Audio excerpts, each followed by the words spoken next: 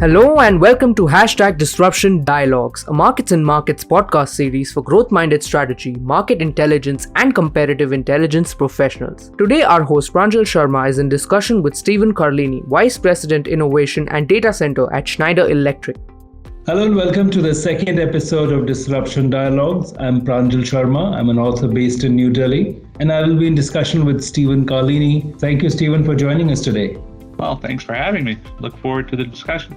And it's a very interesting topic, Stephen, that we're going to be talking about sustainability in data centers. Now, we are living in the age of data, and there was a time when, 100 KB was supposed to be a lot of data. And now we speak of several GBs, hundreds of GBs, and we don't think much about it. And now we're heading into TBs and then zettabytes.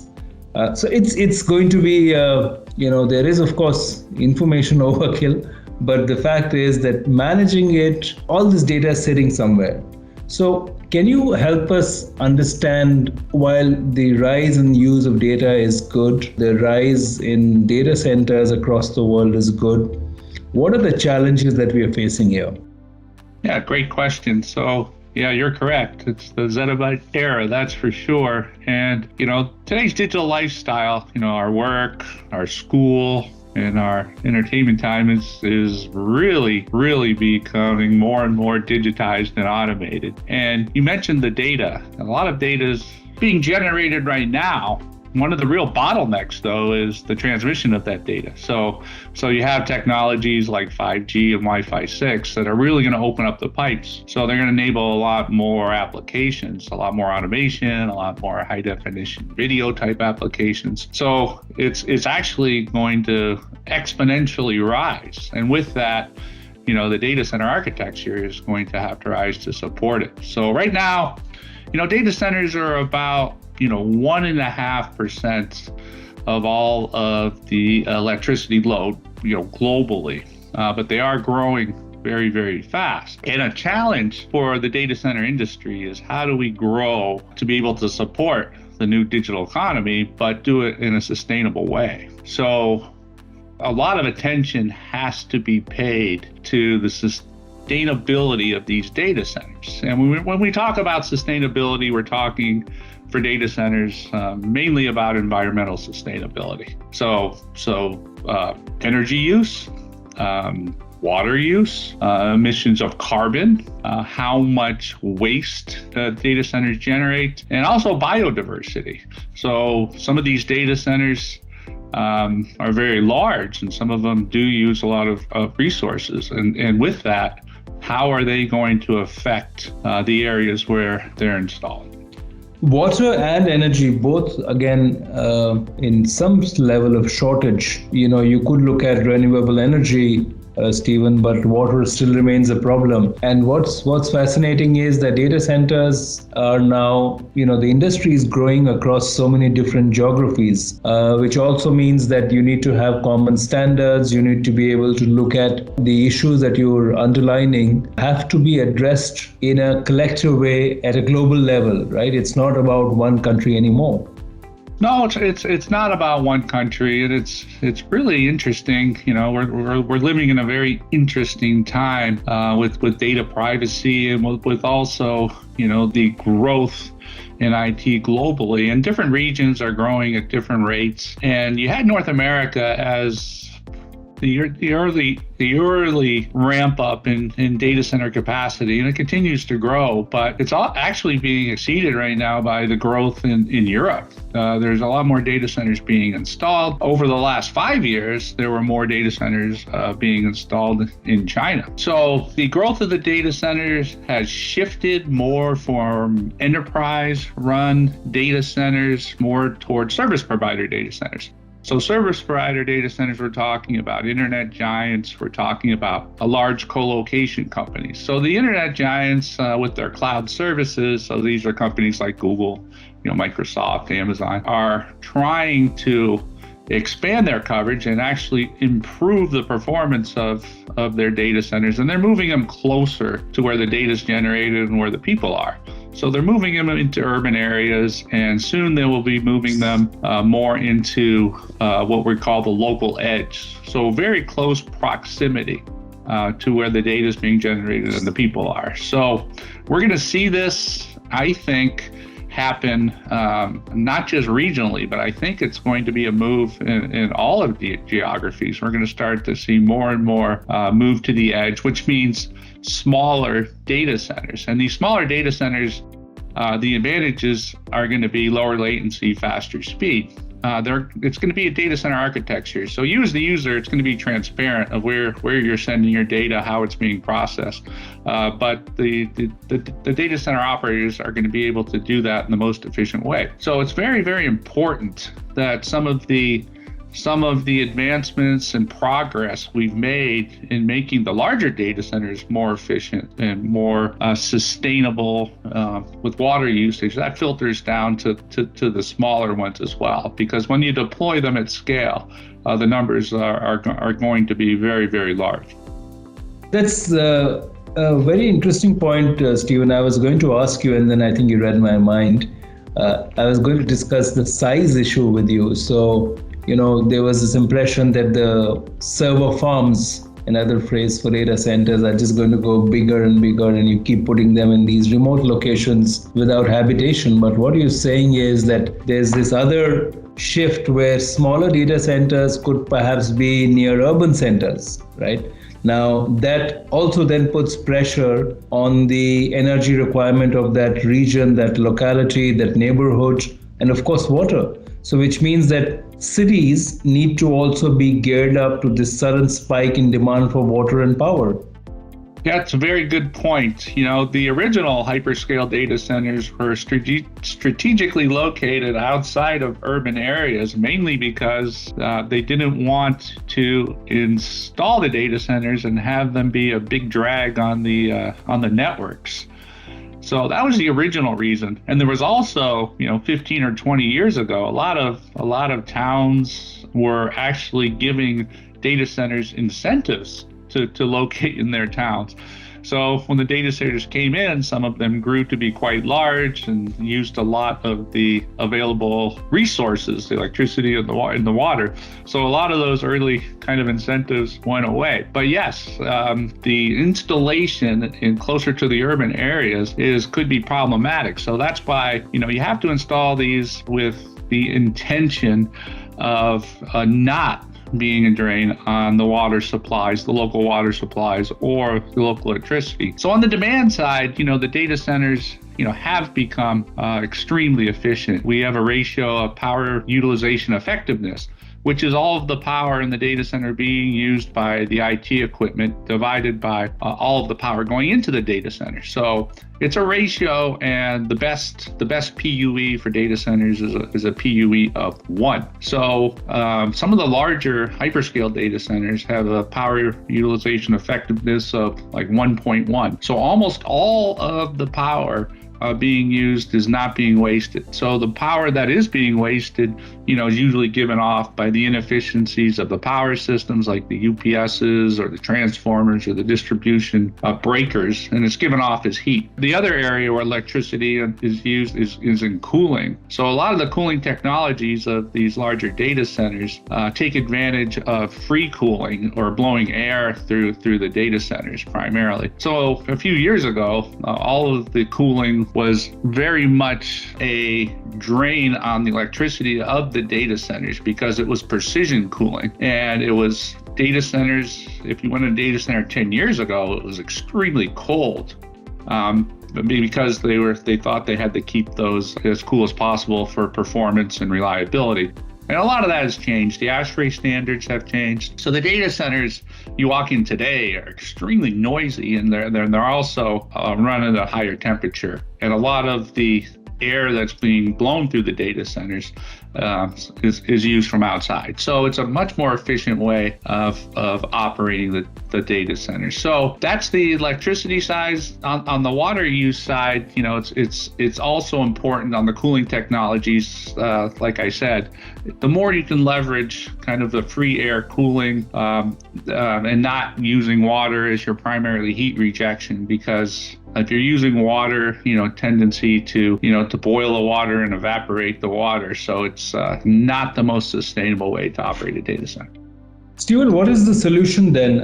You talked about the efficiency metrics, but what is the work that Schneider is doing on this front? And you're leading that effort. So can you share some of the innovations or ideas that you're exploring to ensure that while the data centers growth cannot be stopped, but they can be made more efficient and sustainable? So how does one even approach that? What's the ideas that are buzzing around in your head and that you're trying to make sure that life is better for all of us? So, the best way to start is, obviously with an audit or using the new software technologies, the data center infrastructure management software, to look at the different domains of the data center and seeing how they're operating, where the energy is being used, where the water is being used. And by using these tools, these digital tools to look at the different domains, you could drill down into the domains, like, the power systems. You can drill into the different components of the power systems and look at the power going through that and the power coming out to see where power is wasted. So you can also benchmark one data center against many other data centers that we have data for in the systems. So we can be able to pinpoint, which data centers are operating in the most sustainable way and don't need, any kind of updating, or we can find the data centers that are not, and we can drill down into the different domains and see where the problem areas are. And using certain kinds of artificial intelligence, we can also come up with recommendations on what to do. So it could be in a cooling system that's it'll drill down into the air conditioning system, for example, and it could see that the fans are running full speed, so they may not be adjusted right. They may not be adjusted at the most environmentally friendly setting. So we can make recommendations. And the way it will work is you can adjust, the different fan speeds and see the effect on the temperature. You can change the, if you are using, water in the system, the flow rates of the water or the temperatures of the water, and see the effects of the system. So you can narrow down into exactly what the optimal settings are for your power systems and your cooling systems in the data center. So it's using technology in a smart way to be able to adjust it and identify the areas that need to be improved. So what you're saying is mostly about improving the efficiency of the current structures and using artificial intelligence to identify those inefficiencies and correct them. But do we also need fundamental changes in the design of the data centers? Will that be an important dimension to look at?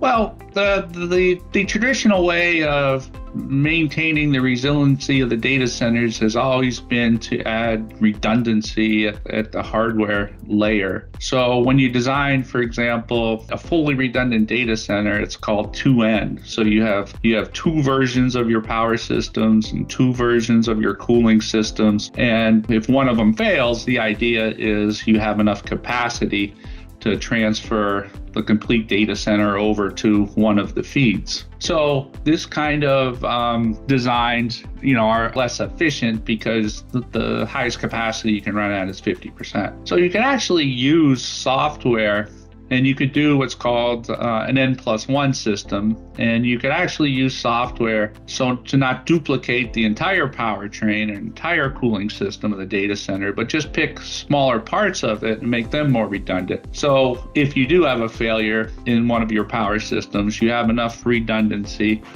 to be able to transfer it to the reserve. But using software, you could actually monitor the health of our power systems and cooling systems, and you could run predictive analytics on those. So we have a high degree of of knowledge of when those are going to fail. So, based on your risk tolerance, you could choose to maintain or replace certain data center components based on the predictive analytics and the recommendations. There is this other dimension, Stephen, that I was reading about is quantum computing, which is supposed to be far more efficient, which is supposed to reduce the size of the computers and the servers, etc., because, obviously it works at a completely different level. Is that, if not in the near future, a solution worth looking at, or is Schneider looking at that in the medium term? So Schneider, our business is primarily energy management systems. So we look at, how the different technologies that are evolving, like quantum computing. And quantum computing is a completely different technology than how computing is done today. You're using qubits, instead of bits. And the technology that is used in the processing right now has to be cooled to, I think it's negative 130 degrees Celsius. So you have these data centers, and with qubits and with quantum computing, the number of bits in the chain that's processed is much, much larger. So they call it quantum because it can do a lot more, it can do it a lot faster. Right now, they haven't figured out exactly how to run it in a normal, ambient type of environment. So it has to be, cooled with things like liquid nitrogen and things like that. But as these new technologies develop, there's also things like storage that are based on, instead of how we do storage now with disks and static drives, they're based on different coding. Like they're experimenting with like human DNA coding for storage. So if they can get that to work, that will greatly reduce the energy that's needed to power the storage systems, and greatly reduce the amount of cooling that's needed as well. So the new technologies are being developed. We as Schneider, we work at the the foundation level of power and cooling. So we work with all of the innovators that are developing these technologies and help build solutions to support those. Stephen, we are at the cusp of the 5G era as well. I think it started in US, and several countries, including India, are ready to launch it in the near future. And that again will have a huge impact on data flows. Is there enough awareness in the industry, not just the data center industry, but corporate world, amongst the regulators and the government, about embedding sustainability as the data center and the demand for data rises, especially with the 5G and other, and 5G cloud? Everything is about the fundamentals, and the foundations is going to be the data center. How much awareness is this about the magnitude of the challenge? That's a great question. So a couple of years ago, it may have been that only the largest, IT companies were really taking it seriously. There was a time 15 years ago where it was kind of a panic going on, like a Y2K panic, like we're going to need all of these data centers and they're going to use all the electricity and use all the water. So Greenpeace started looking at some of them, and the data center industry was really, quick to respond and to make changes and kind of being seen as a leader sustainability practices. And you see it in their commitments. You see a lot of the larger ones saying they're going to be, carbon free, net zero, zero waste is another one. And some of them are actually, saying that they're going to be water positive, which is interesting. So water positive, the only way to get water is to aggregate, rainwater from different areas where it rains a lot, or to do a desalination plant where you use electricity to take, the salt out of seawater, which is very, very power intensive. So there's lots of awareness from the largest IT companies, but it is filtering down to the service provider community, the co-locations, the enterprise data center operators. And we see it as being driven in 4 areas. Number one, the customers are starting to ask. And when your customers start asking, what's your environmental profile? A lot of customers prefer, given the choice, to deal with, the more sustainable provider. There's also the government regulation issue. And when we talk about government regulations, we talk about it in a couple of different ways. There's impending government regulations where they're going to mandate that certain sustainability aspects are met, or there's the wish from a lot of the data center operators that we talk to is to get ahead of that and to say, all right, we want to operate our data centers in a more sustainable way, and we're going to report metrics in a way to satisfy the needs before we're regulated. So there's some of that going on. Business value, there's certain business advantages. There are employees, for example, that want to work for the more sustainable companies. And retention, if you are a sustainable company, it's being shown that you can retain a lot of the employees and investors. There's things like ESG funds. Being labeled as an ESG company gives you participation into some funds, and there seems to be a lot of capital going into these funds that specialize and focus on what they call ESG investments. And there's also things like green bonds that if you qualify as a sustainable company, you could issue green bonds and have more favorable rates. So those are the 4 drivers. We're seeing those. And when we talk about customer requirements, the big, question is, are companies going to demand and only put into their buying decisions based on the best sustainable companies? That's the big question, going forward. And the more of that happens, the faster it's going to move.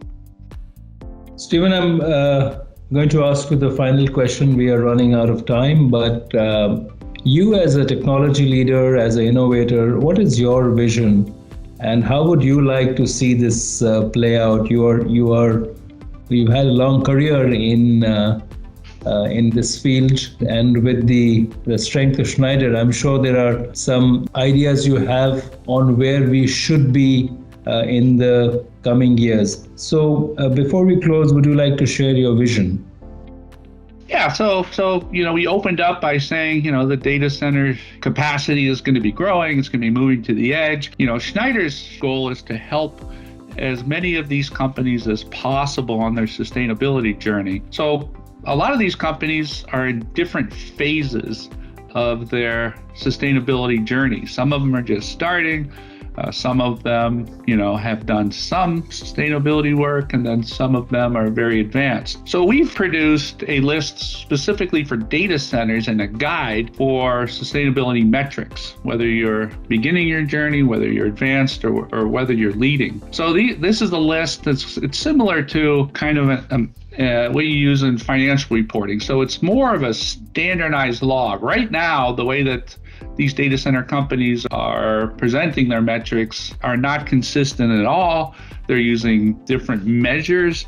They're not all reporting the same. Different, some may not leave out water, some may leave out waste. So we've provided a list to be able to standardize, and we can help, do audits on the demand side of the data centers as well as the supply side. The supply side, where you're getting your power from, and is there availability of renewable sources that you could take advantage of. So, our goal is to make all of our partners that we deal with as sustainable as possible as we grow this capacity of data center architecture globally. Well, that's wonderful, Stephen. I think you're pioneering in a field which a few people realize the importance of, and I think this conversation is going to go a long way in creating that awareness. But I wish you great luck and great fortune for the work that you're doing with Schneider. Thank you very much for joining us for this conversation. Yeah, thank you for having me. Yeah, I look forward to seeing how this evolves, and we can probably do this again. To all our listeners, I'd like to thank you all for listening. I was in conversation with Stephen Carlini, Vice President Innovation and Data Center at Schneider Electric.